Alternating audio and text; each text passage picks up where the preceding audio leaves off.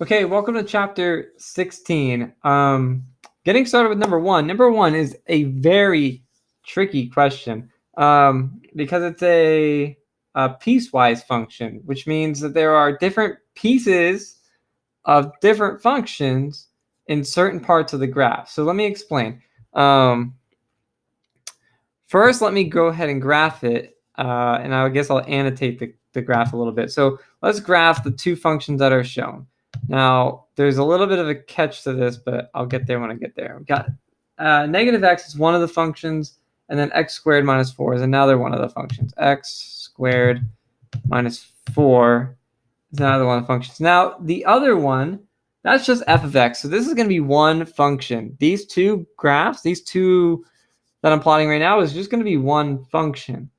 The other function's already graphed for you on your paper. We're going to compare that to what we get in a second. But let me explain what this piecewise function is all about. Let's graph this. Now, this is very, very subtle, but it's something we really need to look out for here. So here's our graph. Now you see where it says negative x on the paper, and it says if x is less than 0. So the negative x graph is the one here in blue. The one here in blue is that negative x graph.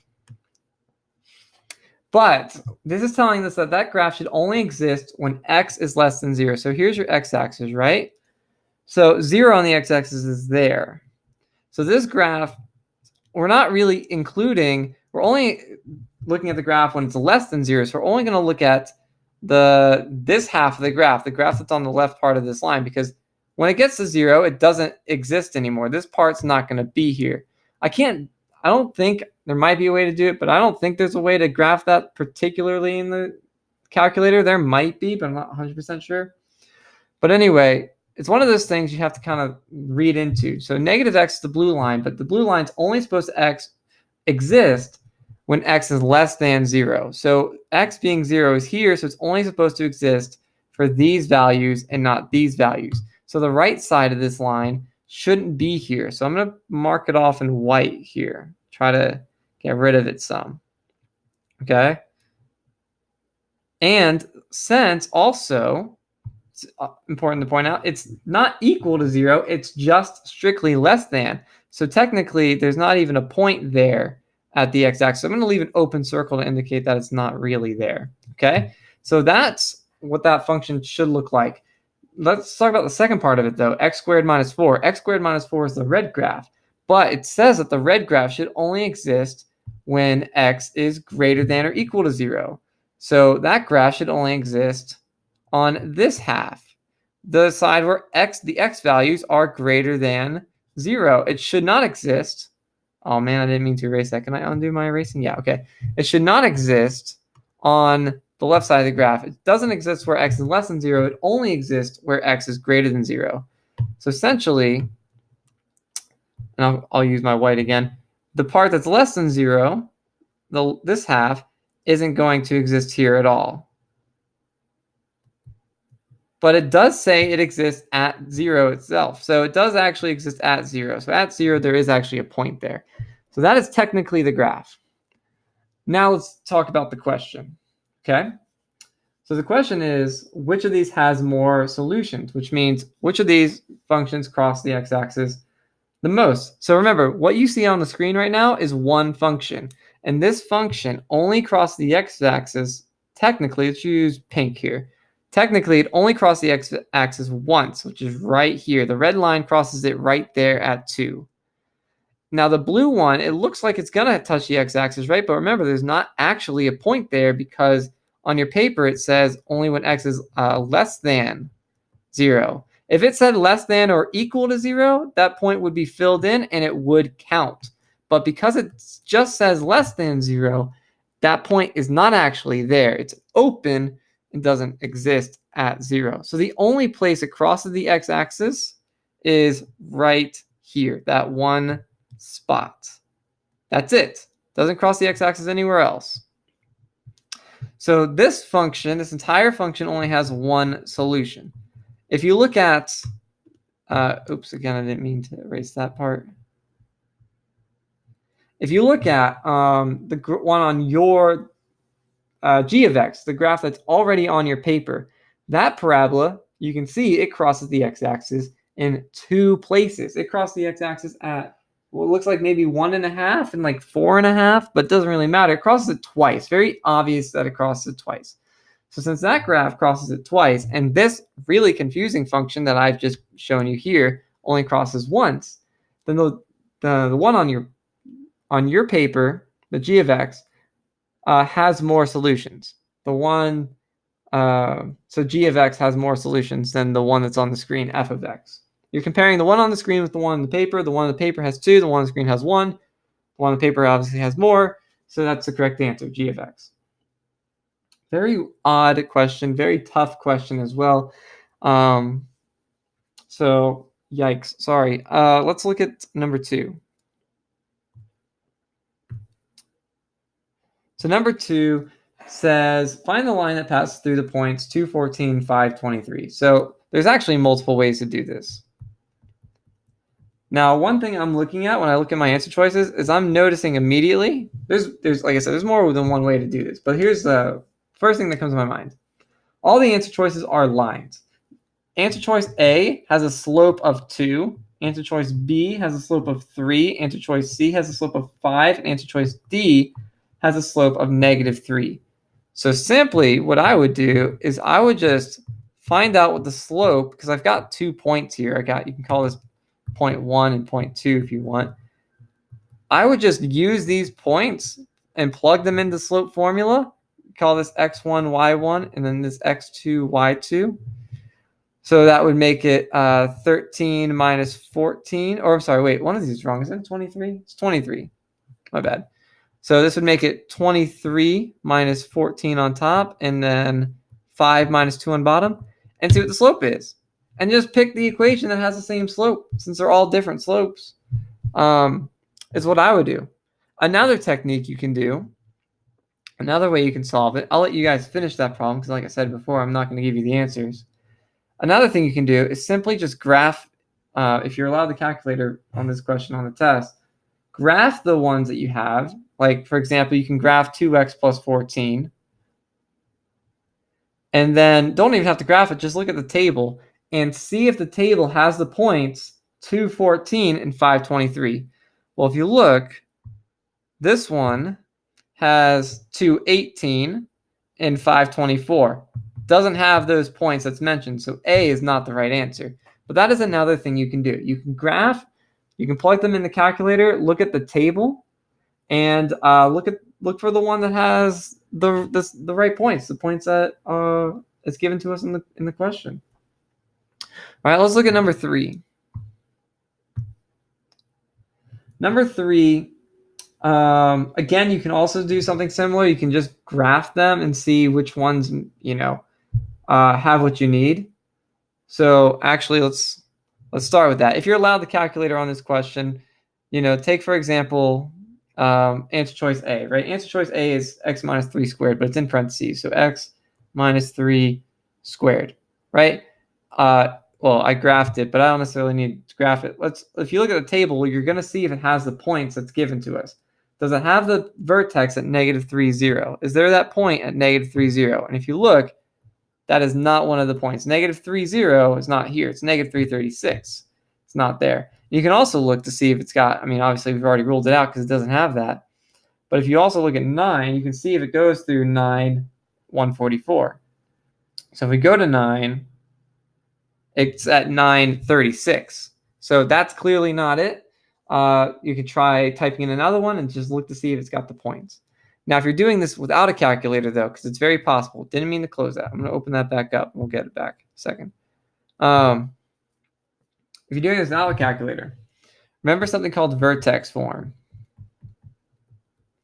Vertex form tells us the vertex of our quadratic. The h is our x value in the quadratic, or the vertex, and the k is the y value of our vertex. The only catch is this is opposite. So if that's a -3, then in the vertex, it would be a +3 for the x value, whereas the k is what it's supposed to be.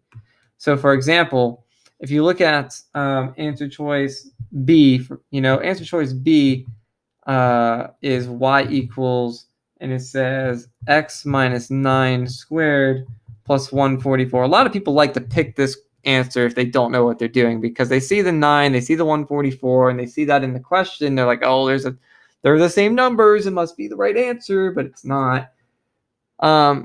This is in vertex form, and this tells me the vertex right here. The vertex that this equation would have is at positive 9, because remember, it's opposite of that, and then positive 144.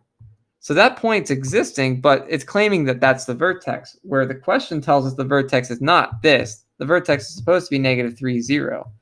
So you can rule out option B simply because it's got the vertex of 9, 144, and the problem says the vertex is supposed to be negative 3, 0. So keep that in mind as well. And you can also use that to help you answer the question further on. So I've given you enough information, enough clues to try and figure that one out. Number 4. If you look at number 4, this one's definitely a graphing calculator type of problem. There's no way this would be on a non-calculator portion of the test. We already have the table for g of x, so let's just look at the table for f of x. F of x is x squared, so we'll do x squared plus 4x plus 3. And we can graph it, but most importantly, let's look at the table. So the question is, which of these functions has a smaller minimum? Basically, which one goes down lower? Now, the smallest value in the g of x, the one on your table, the smallest value is 4, right? The minimum in that one is 4 because there's no y value or gx value smaller than 4. 4 is the smallest one. Whereas f of x, it clearly has, if I look, the smallest value in its table is right here, negative 1. Negative 1 is its minimum. So f of x has a minimum at negative 1, whereas the one in the table, g of x, has the minimum at 4. So the one that has a smaller minimum is clearly this f of x. Okay. All right, number 5. Number 5 is just one of those. It's not really a math question, but more of a do you understand this type of thing question. So an exponential model, remember, exponential equations are equations that grow maybe slowly but then increase really fast. Just as a contrary, a linear equation is one that grows a constant pace every time. Its slope is the same throughout, whereas an exponential function has a changing slope, maybe a lighter slope in the beginning and then a steeper slope later in the end, something like that. Okay, so its slope changes. It's flatter, here, and it's much steeper here, whereas a linear function has the same slope in every single place. So we're looking for which of these has an exponential model. So basically, an exponential model is one where it's going to grow or decay, but the slope would be changing throughout. So let's think about these answer choices. A says the change in number of people donating blood is increasing by 14 every quarter. So what that means is basically you're getting 14 more every quarter, or increasing by 14 every quarter. So maybe quarter 1, you start with, 3 people. In quarter 2, you're growing by 14. So adding 14 to this would mean you'd have 17 people quarter 2.